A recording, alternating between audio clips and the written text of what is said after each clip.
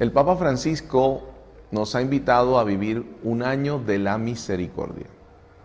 Todo este año ha sido una maravillosa oportunidad para profundizar en el amor de Dios. Un amor que se concreta en una persona, Jesucristo, el rostro misericordioso de Dios Padre.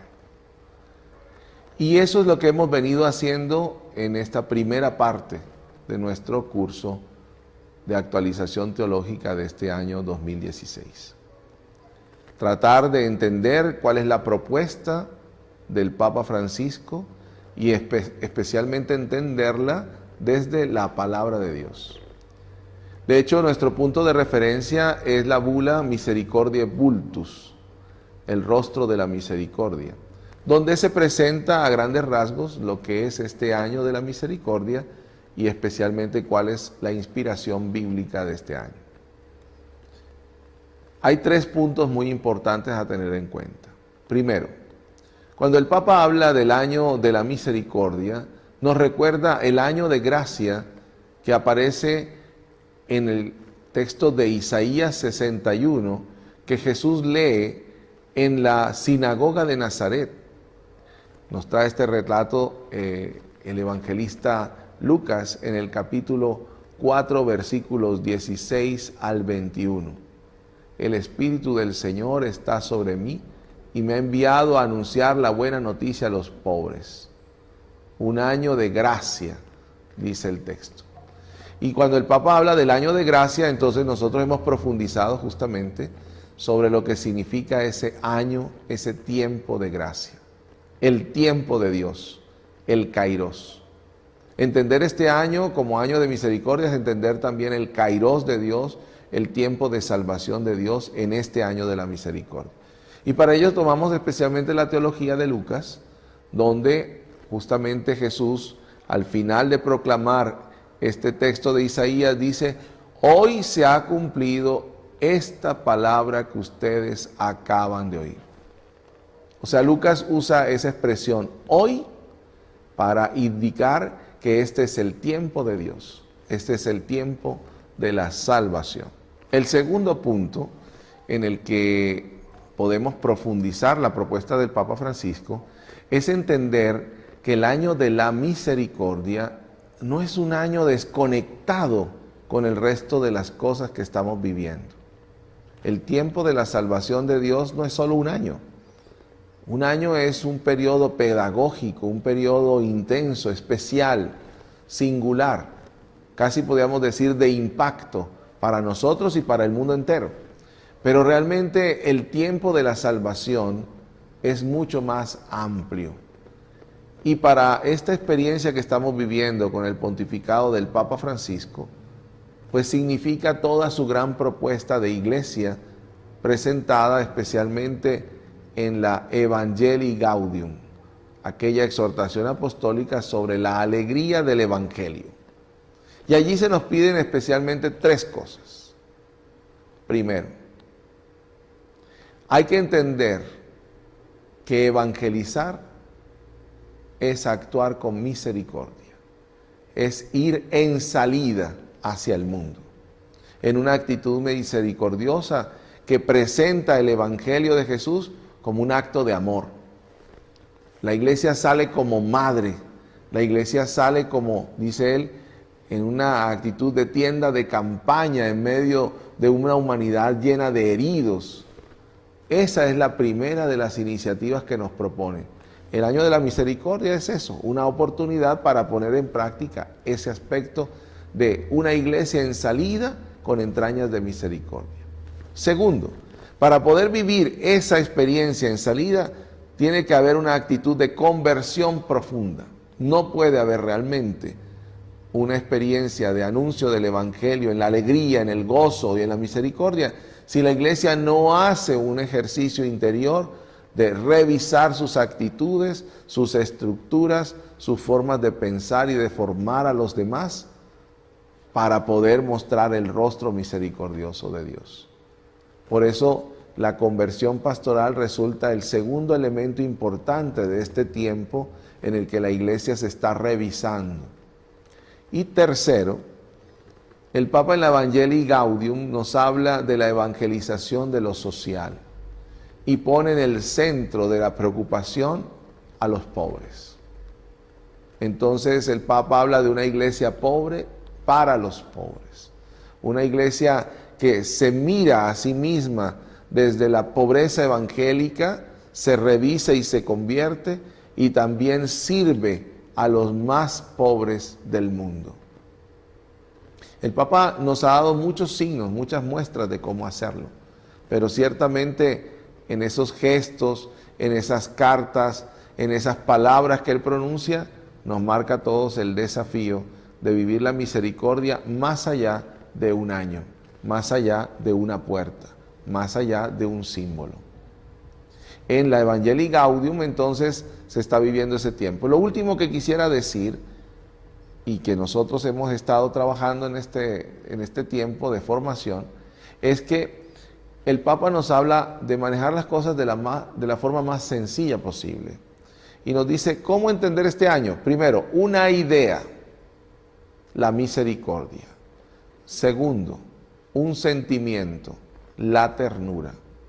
Tercero, un signo, un gesto, atravesar la puerta de la misericordia, abrir la puerta de la comunión, romper los miedos y las prevenciones, abrir la puerta del corazón y salir desde esa puerta para anunciar con alegría el Evangelio. El segundo día de nuestro curso se ha centrado especialmente en el panorama bíblico. ¿Qué nos puede ofrecer la Biblia en su misma autocomprensión respecto a lo que podemos vivir en ella o desde ella para este tiempo de misericordia?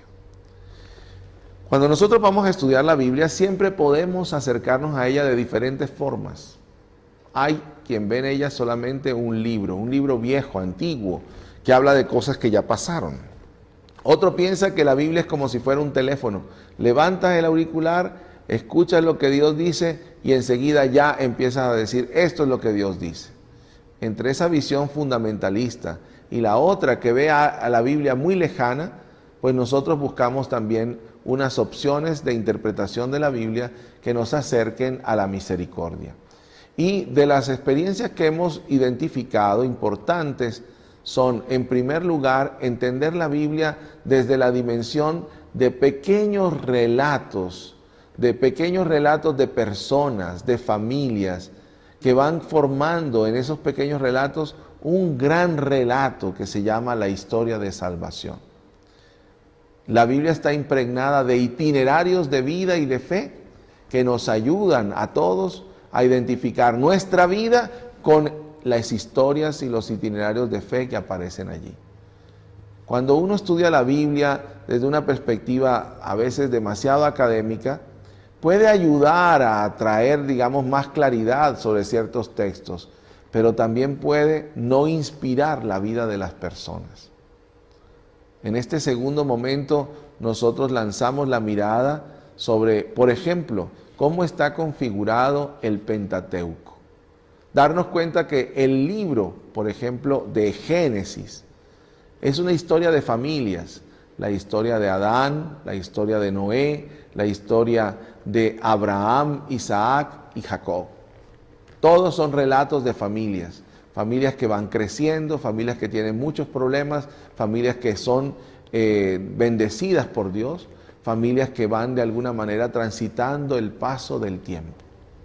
Cuando llegamos al libro del Éxodo, esa familia grande, extendida de los hijos de Jacob, se convierte en un pueblo, el pueblo de Israel. Eso lo dice el faraón en el capítulo 1 del libro del Éxodo. Y a partir de ahí comienza el camino de un pueblo.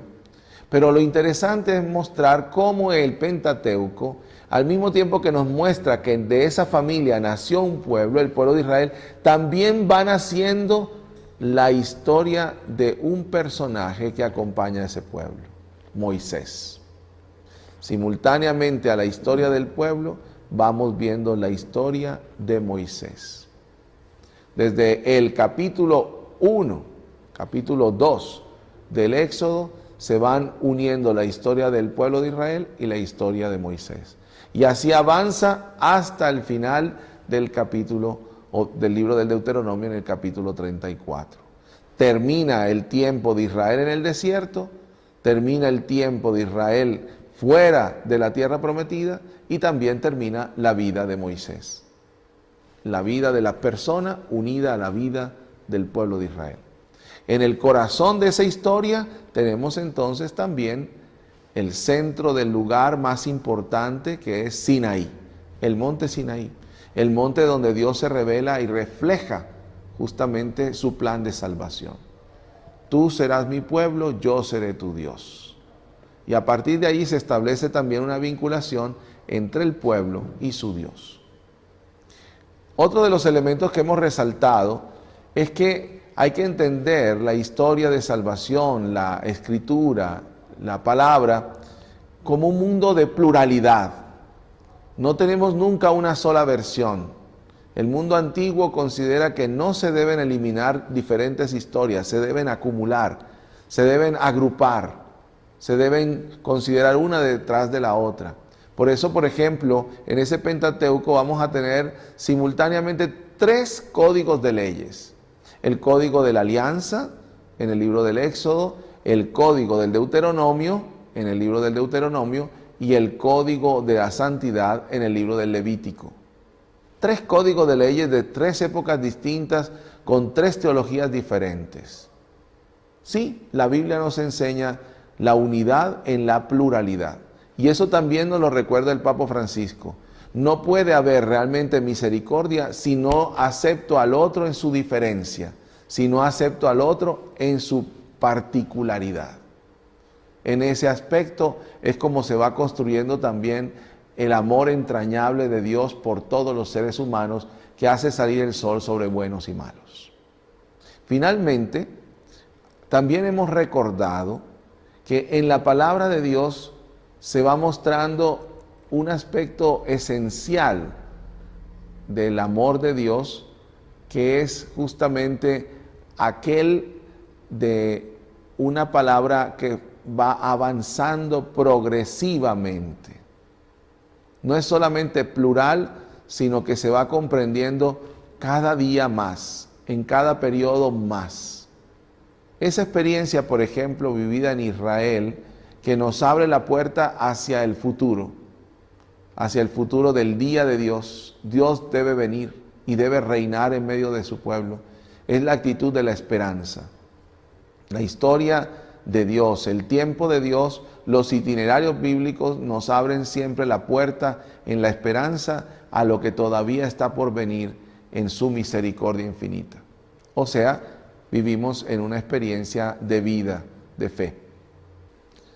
A todos nuestros queridos hermanos y hermanas de esta arquidiócesis de Cuenca, como el Papa lo recuerda, empezando por nuestros hermanos laicos en sus diferentes responsabilidades familiares, de trabajo, de gobierno, en nuestros hermanos presbíteros, en nuestros hermanos diáconos, en nuestras hermanas y hermanos religiosos, religiosas y en nuestros queridos seminaristas, pues también la gran invitación de este tiempo de misericordia es a tomar las actitudes del Evangelio, a dejar formar en nosotros las entrañas del Jesús que se conmueve cada vez que descubre una nueva persona que necesita del amor de Dios.